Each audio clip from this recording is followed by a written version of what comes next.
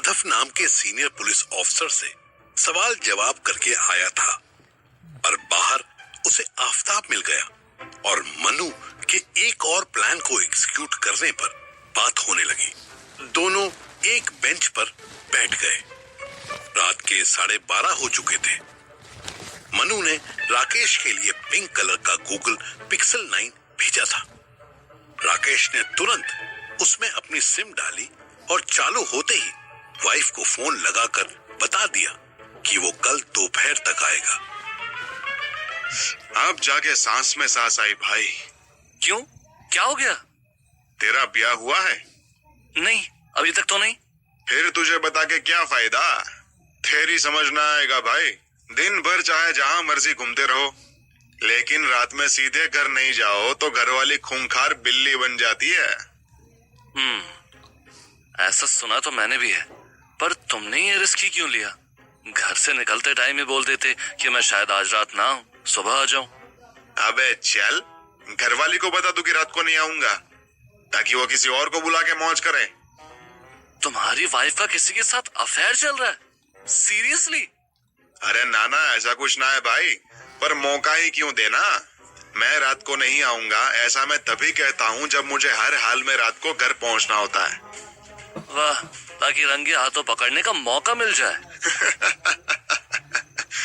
फिर क्या, पुलिस का दिमाग है मेरा। चाचा चौधरी से भी तेज चाले हैं। काहे का तेज? अब तक पकड़ तो पाए नहीं तुम। राकेश के चेहरे से स्माइल गायब हुई। उसने आफताब का कॉलर पकड़ लिया। अबे भोसड़ी के, सुबह से खाप रहा हूँ और दिमाग मत खा। पकड़ कहाँ से पाऊंगा उसे? वो कुछ गड़बड़ घोटाला करती ही ना है। नेक बीवी है मेरी, गांव की है। तुम्हारी तरह शहर की हवा ना लगी है उसे।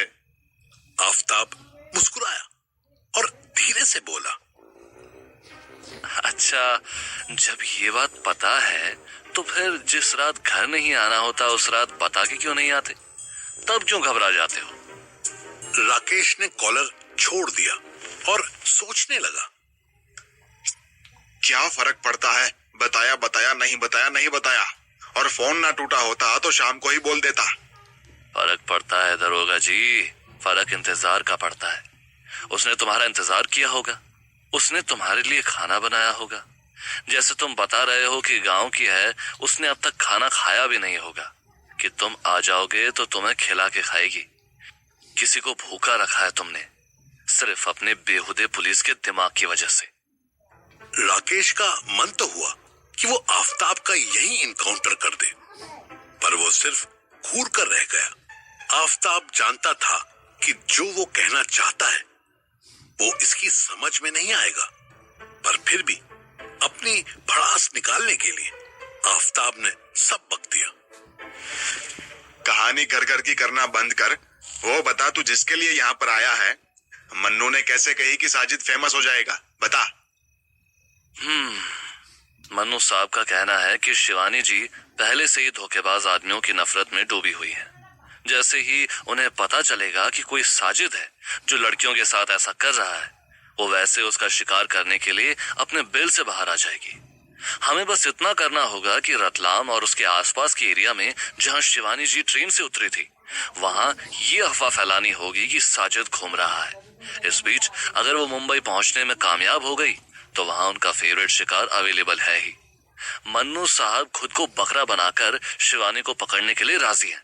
बस किसी तरह से उससे कम्युनिकेशन हो। राकेश को वो अननोन कॉल से हुई बात याद आई। वो सोचने लगा कि ये बात आफताब को बतानी चाहिए या नहीं। और ये कम्युनिकेशन होगा कैसे? मन्नू साहब को यकीन है कि शिवानी खुद उन्हें कांटेक्ट करेगी। उनका नंबर सेम है, शिवानी जी को वो नंबर याद है। तू पहले ये बता कि तू मीरा को जानता है? हाँ, अच्छे से। मन्नू साहब ने मजबूरी में उनसे शादी करी थी। अरे मजबूरी तो क्या, ठरकी है साला एक नंबर का। उसकी ठरक में फंस गया। उस मीरा की तरफ से किसी का फोन आया था। तानिया मानिया करके कोई पुलिस वाली थी। उसने बताया कि मीरा पेट से है। अरे तो बहुत बड़ी न्यूज है। कहाँ है वो? अरे इंदौर से था। अब इंदौर में कहां से ये ना मालूम है। मोबाइल बदल लिया है तो लास्ट कॉल किसका आया था ये भी नहीं पता चल पाएगा। और पुराने मोबाइल में टच ना चल रहा।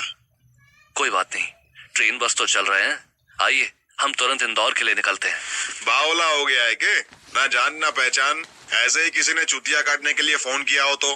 ट्रैप भी तो हो सकता है ना। क्या ही ट्रैप होगा, तुमको तो मारेगी नहीं। तुम ऐसे छुई मुई के पौधे भी नहीं हो कि तुम्हें जबरदस्ती किडनैप कर ले और तुम्हारे बदले मन्नू साहब को बुलाए। राकेश ने फिर आफताब का कॉलर पकड़ लिया। रे भेड़ के टके, तू एक बात बता, मन्नू को तू साहब बुला रहा, शिवानी को जी कह रहा और मीरा को तो आप कह रहा, जबकि ये तीनों तेरे सामने है भी नहीं। और मैं तेरे सामने बैठा हूँ तो तू मुझसे बदतमीजी से बात कर रहा है, क्यों? रे जान प्यारी है ना तुझे? जान से ज्यादा इज्जत प्यारी है। तुम पुलिस वालों से बहुत नफरत है मुझे। मेरा बस चले तो गाली देकर बात करो। राकेश ने कॉलर छोड़ा और एक थप्पड़ मारा।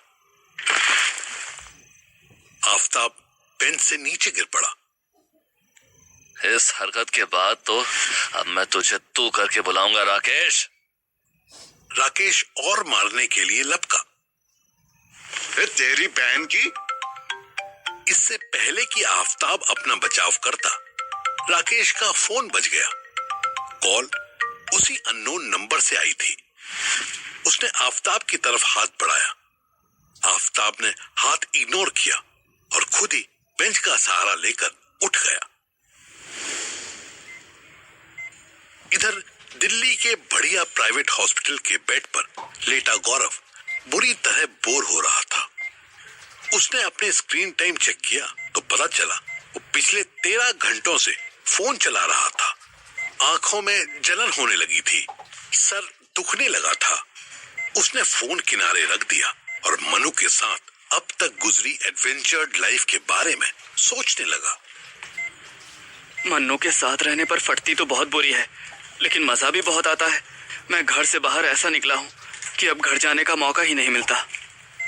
उसके माँ बाप वापस आ चुके थे। माँ को तो फिर भी फिक्र थी कि बेटे को क्या हो गया, कैसे गोली लगी, कब ठीक होगा। पर बाप ने आते ही पहला सवाल किया था कि इतने महंगे हॉस्पिटल का बिल कौन भरेगा। दोनों की चिंताओं का सलूशन अंकिता के पास था। अंकिता ने मम्मी को समझा दिया था कि मिसअंडरस्टैंडिंग की वजह से गौरव को गोली मारी गई थी और इस हॉस्पिटल का इसके साथ साथ आने वाले 1 साल तक हर मेडिकल एक्सपेंस का जिम्मा कंपनी का था। गौरव को इतने लेविश होटल में ट्रीटमेंट बढ़िया मिल रहा था, वो तेजी से हील भी हो रहा था, पर उसके दिमाग की खुराक यहाँ अधूरी थी। गवर्नमेंट हॉस्पिटल में कभी कोई चिल्लाता हुआ आता था, कभी कोई मार खाया दिख जाता था, कभी किसी की वाट लगी होती थी तो कभी कोई औरत अपने बेटे के ठीक होने पर मिठाई बांटती दिख जाती थी। In short full on entertainment बना रहता था। लेकिन यहाँ तो एंटरटेनमेंट का ई भी नहीं था। गौरव फिर से मोबाइल उठाने ही वाला था कि उसका डोर नॉक हुआ। नर्स, डॉक्टर, उसके मम्मी पापा और अंकिता जब भी कोई उससे मिलने आता था तो कभी नॉक नहीं करता था। ये कोई और ही था। गौरव थोड़ा अलर्ट हो गया। कौन है? क्या चाहिए? बाहर से खुशबू की प्यारी सी आवाज आई। गौरव, मैं हूँ खुशबू, अंदर आ जाऊं? ओह अच्छा, तू है। अगर तू गोली या डंडा मारने नहीं आई है तो तेरा मोस्ट वेलकम है। वो अंदर आई तो गौरव ने देखा कि उसके हाथ में बड़ा सा गुलदस्ता था। लड़की पूरा जोर लगा के स्माइल कर रही थी। फूल लाई हूँ, डंडा नहीं। ओह अच्छा, चलो ये भी अच्छा है। वैसे अगर तू कुछ खाने को लाती ना तो वो ज्यादा अच्छा होता, पर चलो ठीक है, कोई बात नहीं। वहां रख। ये अच्छा है। वैसे अगर तू कुछ खाने को लाती ना तो वो ज्यादा अच्छा होता, पर चलो ठीक है, कोई बात नहीं। वहां रख दो। खुशबू फूलों को साइड रख के गौरव के पास बैठ गई। वो black skin tight T shirt के ऊपर डेनिम जैकेट पहन के आई थी। नीचे उसने मिनी स्कर्ट पहनी हुई थी और उसके नीचे अपने पैरों को कवर करने के लिए स्किन कलर की लेगिंग्स भी थी। मैं ना तुम्हें बहुत सॉरी बोलने आई हूँ। अच्छा, और वो भी रात के 1 बजे सॉरी बोलने? हाँ, और बहुत बहुत थैंक यू बोलने भी आई हूँ। ओह अच्छा अच्छा अच्छा, और वो भी 1 बजे? सुबह बोल देती। ओहो सुनो ना, मुझे तुमसे बहुत बहुत प्लीज भी बोलना है। नहीं नहीं नहीं नहीं नहीं नहीं, ये इतना कुछ मैं 1 बजे तो नहीं सुन पाऊंगा। एक काम करो, सॉरी और थैंक यू अभी बोल दो, और प्लीज के लिए अगली विजिट में कुछ खाने के लिए लेकर आना, ठीक है? और फिर बोलना। तुम्हें भूख लगी है क्या? मैं ला दूं? बोलो क्या खाओगे? गौरव ने उसके लिपस्टिक से पुते हुए लाल लाल होठ देखे, फिर उसकी लेगिंग्स देखी। इसके बाद नजर black skin tight T shirt पर पड़ी और तब गौरव ने जवाब दिया, नहीं नहीं नहीं, छोड़ो, मैं बाद में खा लूंगा। तुम बताओ, तुम्हें ये प्लीज, सॉरी, थैंक यू, ये सब क्यों बोलना है? प्लीज सॉरी थैंक यू नहीं, sorry thank you please. Oh I am so sorry, मैंने तुम्हारी क्रोनोलॉजी खराब कर दी ना। अच्छा बताओ, ये सब तुम्हें बोलना क्यों है?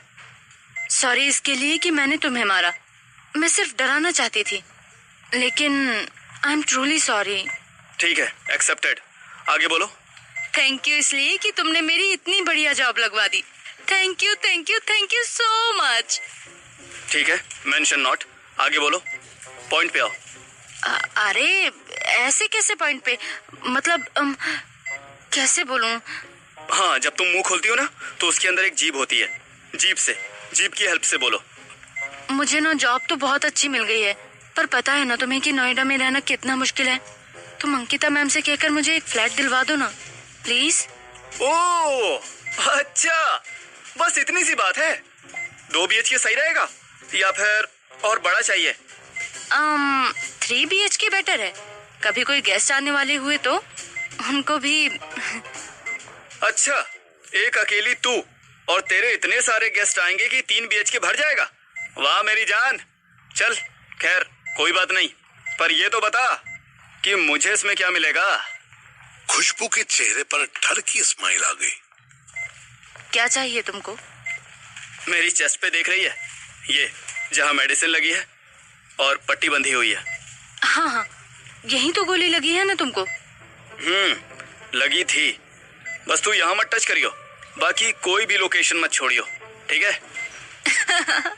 मैं नहीं करने वाली ये सब। अब मैं रिस्पेक्टेबल जॉब करती हूँ मिस्टर। मैं तो तुमसे बस एक फेवर लेने आई थी, तुम तो कुछ और ही समझने लगे मुझे।